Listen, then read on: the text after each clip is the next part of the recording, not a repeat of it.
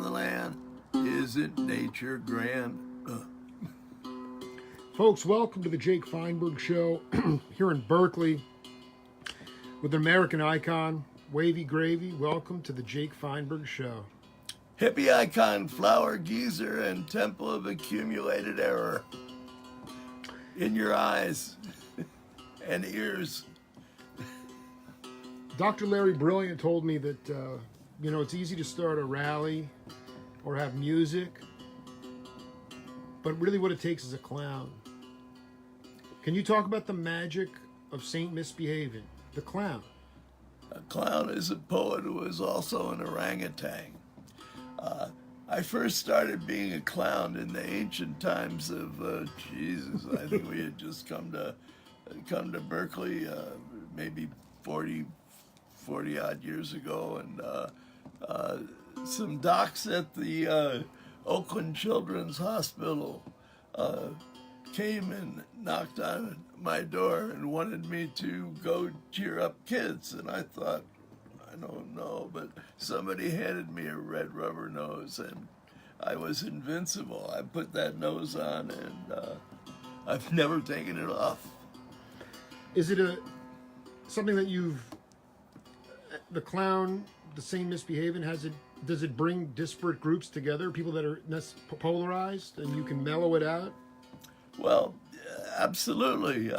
I'm the guy that ties balloons to the barbed wire.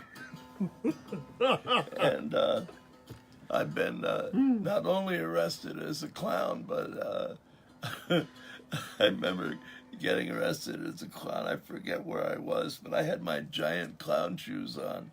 And they chased me down in this ravine, and to climb up, I had to do the herringbone for you skiers out there with my giant shoes, which was a great feat for me to rise up.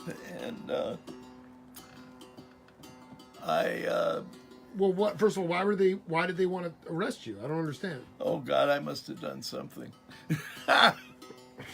I forget what is the cause brilliant? was. What is brilliant? He's your best friend. I love the cat so much, and Yes. I'm trying to ask you about, taking on that role within the dynamic of raising social consciousness. Well, sure. If you laugh at stuff, you gotta laugh. Otherwise, you're gonna end up with your brains or your beans on the ceiling. Laughter is the valve on the pressure cooker of life.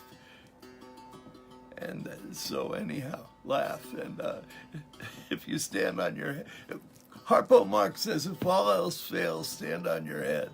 And I maintain if you stand on your head long enough, gravity will get you smiling.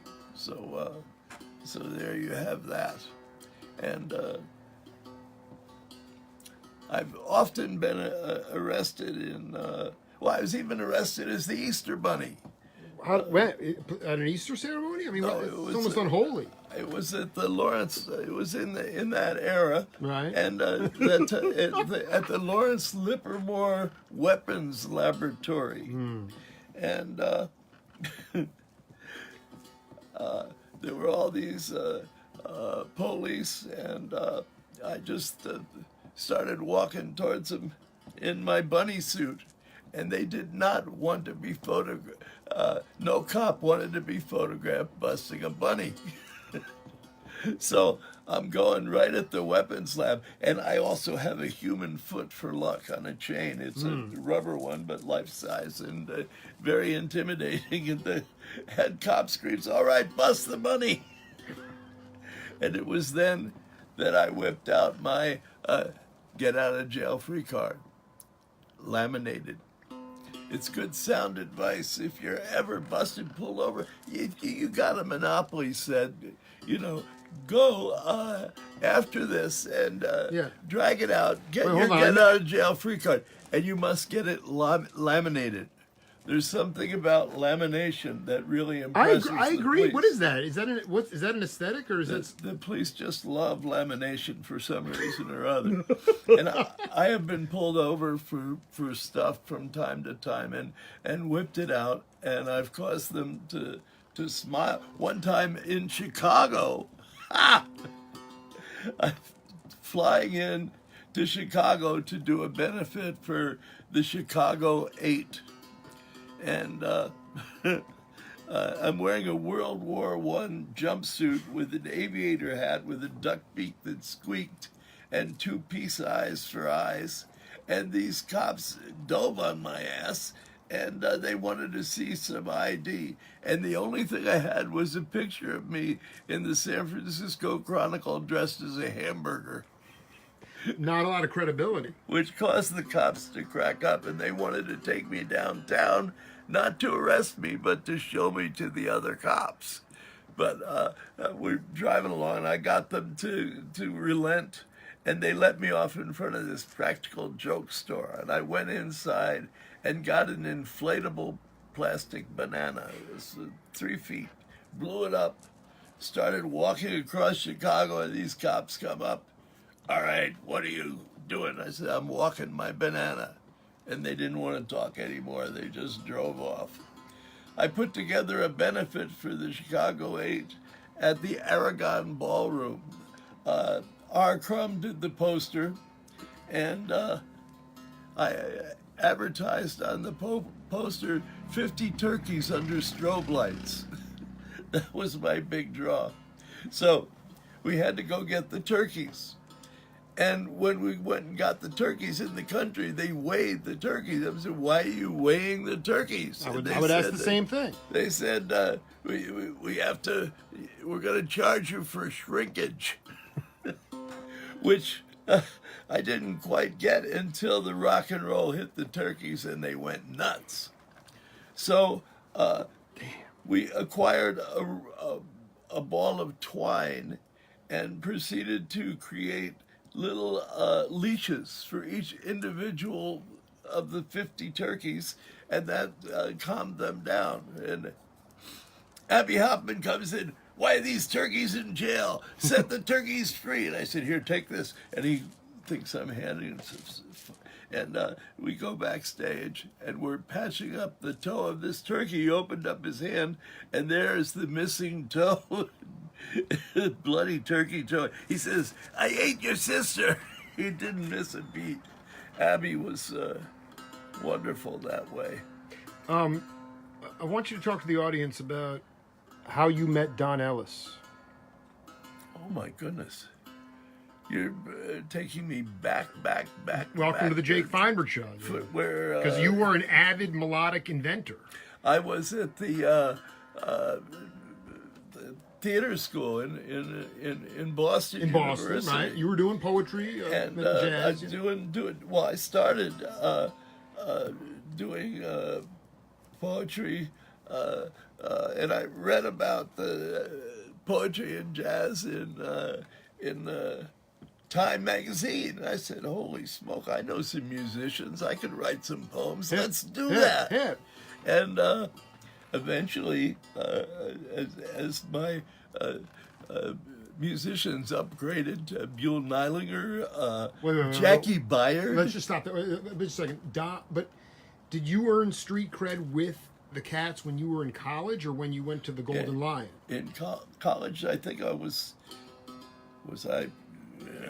maybe first I started out right in college and doing it,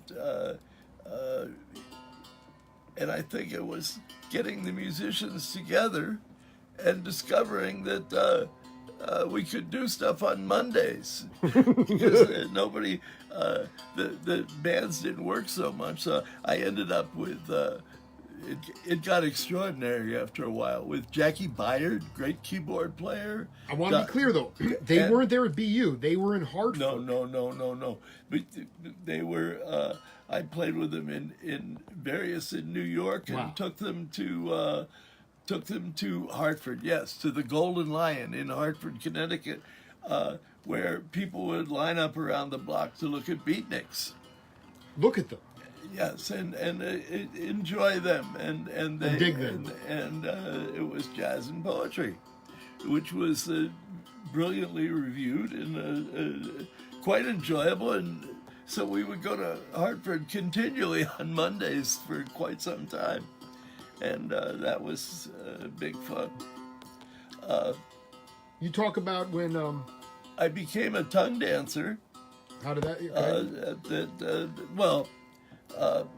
Tongue dancer. After the theater school at Boston University collapsed, a lot of the teachers quit and went to the neighborhood playhouse in New York and took me with them on a full scholarship. So I began to read my poetry in coffee houses, ending up at the Gaslight. And I convinced John Mitchell, the owner of the place, to allow folk music between poetry. And you'd say, you have a little poetry? I made all my money with poetry. So, come on, John, try it. John was very strange and far out. And one time, Marlene Dietrich came into the Gaslight to see me read poetry and had a delightful cup of espresso. And as she left, the cup had a beautiful lipstick blot. And so John was just, oh God, he was blown away.